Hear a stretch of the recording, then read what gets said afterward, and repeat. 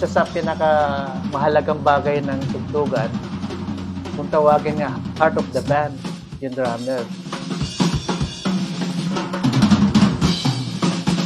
Kahit ano po ang tugtugin ko, pwede. Huwag na lang po kayo titingin sa edad ko. Pero yung tunog ko po, tunog bata.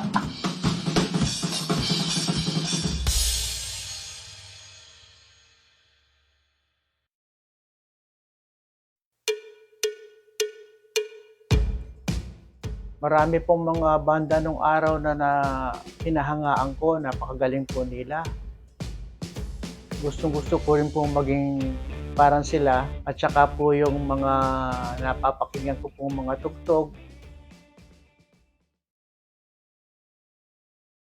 Nagsimula po ako dahil po ang kapatid ko po ay drummer. Nanonood po ako sa kanilang banda.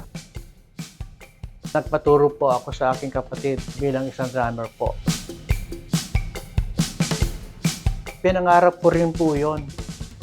Maka-abroad po ako para makatulong po sa pamilya. Ang unang-una po ng pangalan ng banda ko po is Word Children. Nag-audition po kami sa isang promotion na nakuha po naman kami.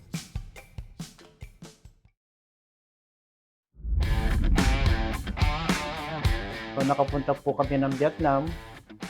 Pagkatapos po ng Vietnam, nagpunta naman po ang grupo namin sa Okinawa. Pagkatapos po, napunta po kami ng Taiwan.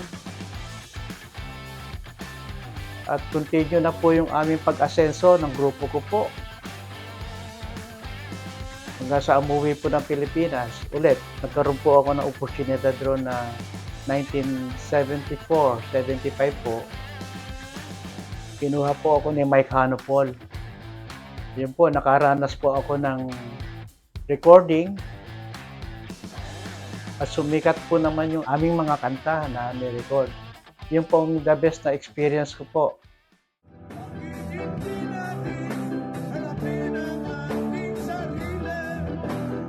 Halos araw-araw nasa TV po kami. Inabot po kami na hanggang 1979. Nawatak po, napunta po si Mike Hanopol sa Amerika. At kinuha naman po ako ng grupong Family Birth Control. Nakasama ko naman po si Nonoy Zuniga. Puro mga hotel naman po ang tinutugtugan namin. Nagpunta ho ako ng Macau. Pagtapos po ng kontrata namin sa Macau, nag-Hong na po ako.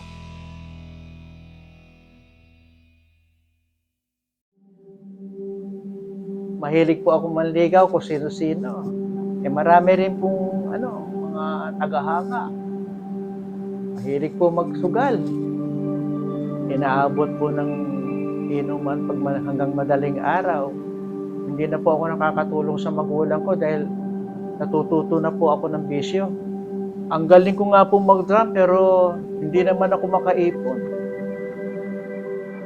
Parang wala pong kinabukasan. Nung araw po, wala pa ho sa ayos. Yun po ang kahiligan ko, pagpipishing po. Tapos meron po akong isang kaibigan na iglesia po. Every time na nagpipishing kami, kinukwentuhan niya po ako ng tungkol sa Bible. Hinikahayat niya po ako na maging iglesia. Parang hindi po ako naniniwala sa kanya.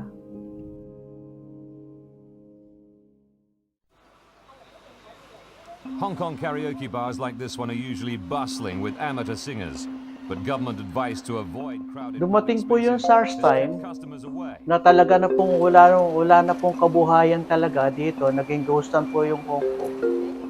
Nasa bahay na lang po ako. Nakita ko po yung Bible. Binasa ko po yun nung SARS time sa bahay. Lahat po ng nababasa ko sa Bible na ikinikwento po nung kaibigan ko na yon, buong katotohanan po yung nababasa ko. Minsan na nagpisang po ulit kami, boy, sabi kong ganyan, subukan nga nating sumama ako sa inyo, sa simbahan ninyo. Nagtaka po ako rin eh, hiwalay po ang lalaki tsaka yung babae. Wala po ako naririnig na ingay. Tahimik na tahimik po. Nung nakikinig na po ako ng doktrina po ng ministro, tumutulo po yung luha ko. Ang turo po ng Iglesia ni Cristo ay buong katotohanan. Iisa lang po ang Diyos. Parang ito po yung hinahanap ko, sabi ko.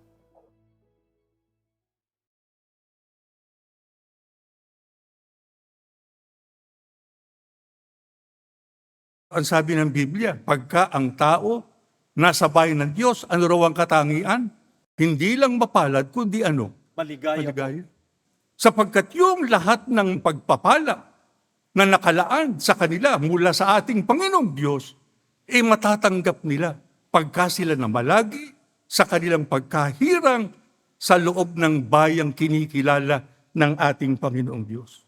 Sa panahong Kristiyano ba, mayroong kinikilala ang ating Panginoong Diyos na kanyang bayan na hinirang? Meron po. Anong sabi sa atin ng Biblia? Ang pag-aaring tinubos ng ating Panginoong Diyos, yun ang kanyang bayang hinirang. Sa makatwid, pagka ang tao kaanib sa loob ng Iglesia ni Kristo, ano siya mga kapatid? Bayang hinirang nino ng Diyos. Bakit ang sabi po kanina, tinubos ng Diyos? Ang alam natin, ang tumubo sa Iglesia ni Cristo, sino? Ang ating Panginoong Kristo.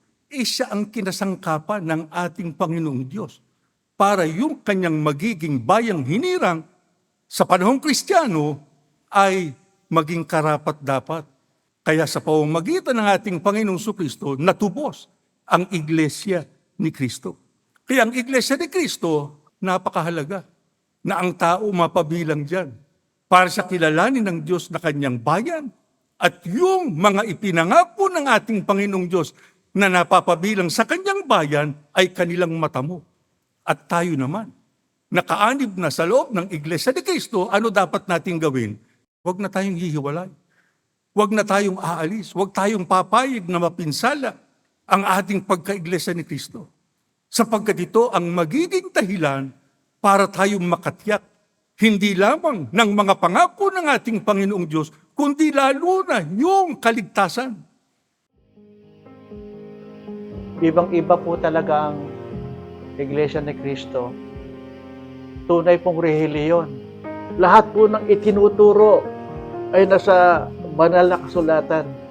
Hindi po tumataliwas, hindi po tumihiwalay, hindi po nag-iimbento.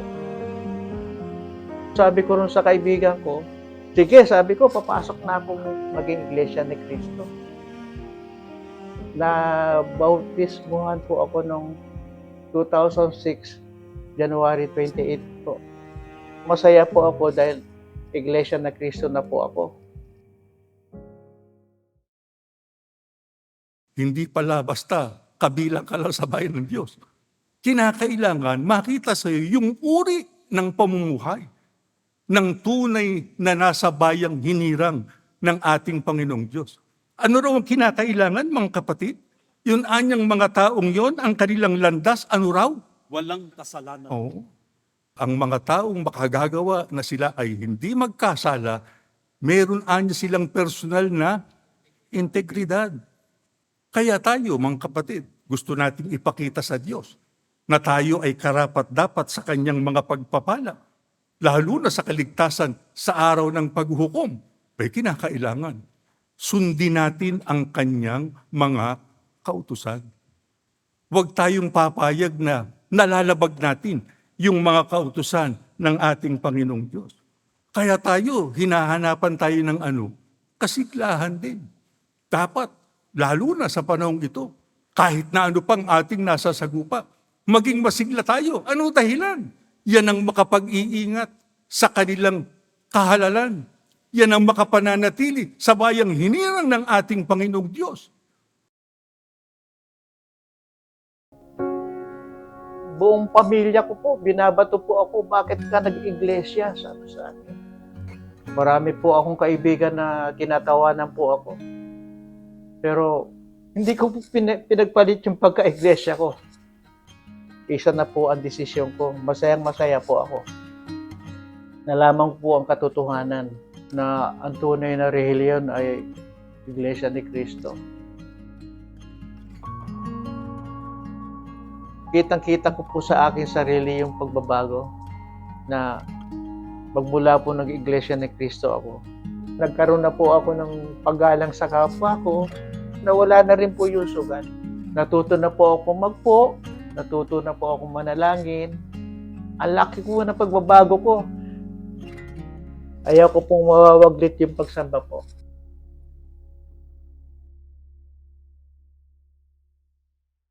Talagang yung pagbabagong buhay, mga kapatid, napakahalaga.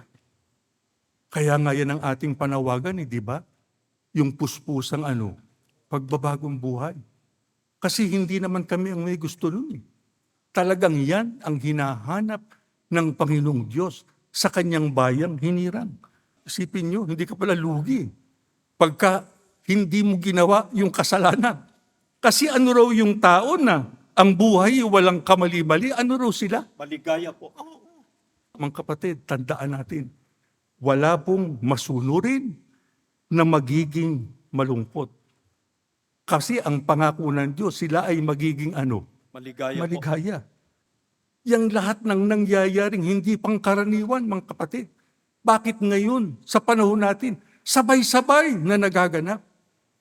Talagang ang Diyos gumagawa na po ng wake-up call. Hindi lang doon sa mga hindi pa kaanib sa loob ng iglesia, kundi maging sa atin na nasa loob na ng iglesia. Doon sa nasa labas, ito ng panahon para hanapin nila ang kaligtasan. Tayo naman, mamalagi na tayo. Huwag na tayong bibitiw sapagkat napakalapit na ng ating kaligtasan.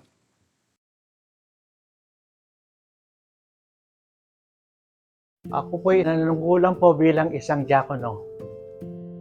Yung pamilya po nung aking asawa, napag-iglesia ko po sila. May mga kaibigan po rin po akong naibunga. Hinihiling ko po sa kanya na bigyan niya po ako ng lakas na mamuhay po ng maayos para makapagsilbi po sa kanya. Bilang sa pagsamba po, pagtupad. Yung mga itinuturo sa atin, mga kapatid, tuparin natin. Gawin natin para tayo mapabuti. Ayaw ng Diyos, mapahamak tayo. Mahal tayo ng Diyos, mga kapatid. Kaya itinuturo ito sa atin. Ngayon, lagi nating ipinapaalala sa iglesia yung nahuukol sa matuwid na pamumuhay sapagkat yan ang kailangan para tayo makatiyak. Sa araw ng paghuhukom, tatamuhin natin yung ipinangako sa atin ng ating Panginoong Diyos na tunay na buhay at tunay nating tahanan. Yan ang pangako ng Diyos, mga kapatid. Pagka tayo ay lumapit sa Kanya, tutugon siya sa ating mga panawagan. Mga kapatid, yung nawawala ng pag-asa, yung mga nasa kalungkutan, yung naghahanap ng mabuting kapalaran, sana patnubayan kayo ng ating Panginoong Diyos. Huwag na kayong pabayaan. Sana'y busugin niya kayo ng mabubuting bagay. Lalo na yung mga kinakapos, yung nasa matinding kahirapan, dumatating sa kanilang mabibigat na suliranin. Sana'y busugin kayo ng Panginoong Diyos ng mabubuting bagay na magmumula sa Kanya. Yung sinasabi ng Biblia, ang pananatilihin kitang malakas at mabuti. Yan maaari yung mga nanghihina dahil sa naging bigo sa kanilang mga minibithing pangarap. Baka yan yung mga nanghihina dahil sa matinding pagsubok na dumating sa kanilang buhay. Yung mga may karamdaman, sana bigyan kayo ng ating Panginoong Diyos ng kalakasang inyong kailangan.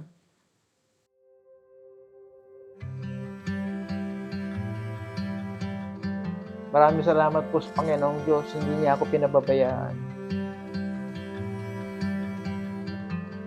Nung wala pa ako sa Iglesia ni Cristo, napakagulo po ng buhay ko. Sobra po ang gulo. Wala ko pong katahimikan. Pero magmula po nung nag-Iglesia ni Cristo po ako, nawala na po lahat yung mga dati kong ginagawa. Nakapagpatayo ako ng bahay. Meron po akong business sa Pilipinas, studio. Napakaganda po ng planong ginawa niya sa akin. Isa po ako sa taong naging mapalad dahil po sa naging Iglesia ni Cristo po ako.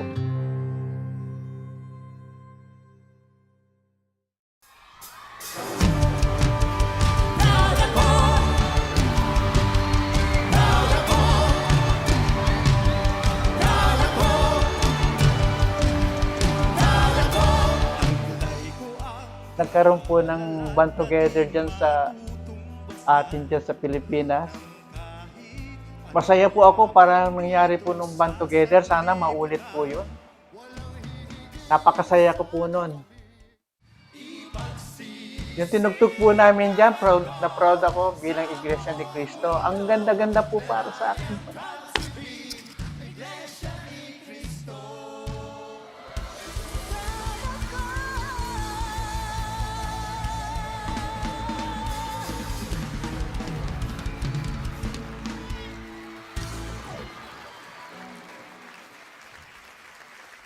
Maraming salamat po! Salamat po. Salamat po. Salamat po.